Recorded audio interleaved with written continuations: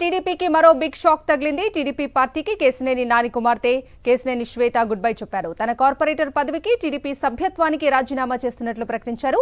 Vijayawada corporation పరిధిలోని 11వ division కు శ్వేత corporator గా వ్యవహరిస్తున్నారు. ఇవాళ మున్సిపల్ కార్పొరేషన్ ఆఫీసుకు వెళ్లి తన రాజీనామా పత్రాన్ని ఇవ్వనున్నారు. తన కుమార్తె నిర్ణయాన్ని ట్విట్టర్, ఫేస్బుక్ లో పోస్ట్ చేశారు కేశినేని నాని. కేశినేని నాని కూతురు విజయవాడ కార్పొరేటర్ శ్వేత టీడీపీ నేత గద్దె రామ్మోహన్ ను ఆయన నివాసంలో కలిశారు. తన రాజకీయ ఎదుగుదలలో కీలక పాత్ర పోషించిన రామ్మోహన్ ను మర్యాదపూర్వకంగా కలిశానని శ్వేత చెప్పారు. పార్టీకి పదవికి రాజీనామా చేసే కీలక నిర్ణయం తీసుకుంటున్న నేపథ్యంలో ఆయన్ను కలిసి ఆశీర్వాదం తీసుకున్నానని వెల్లడించారు. ఇతర రాజకీయ అంశాలు తమ మధ్య చర్చకు రాలేదన్నారు.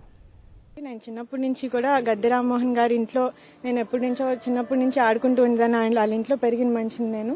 సో అందుకని ఈ రోజు ఏంటంటే ఇది ఒక చాలా మేజర్ స్టెప్ నేను తీసుకోబోతున్నాను కాబట్టి, అలాగే నా పొలిటికల్ జర్నీలో కూడా గద్దె రామ్మోహన్ గారు నన్ను చాలా బాగా సపోర్ట్ చేశారు, మోటివేట్ చేశారు.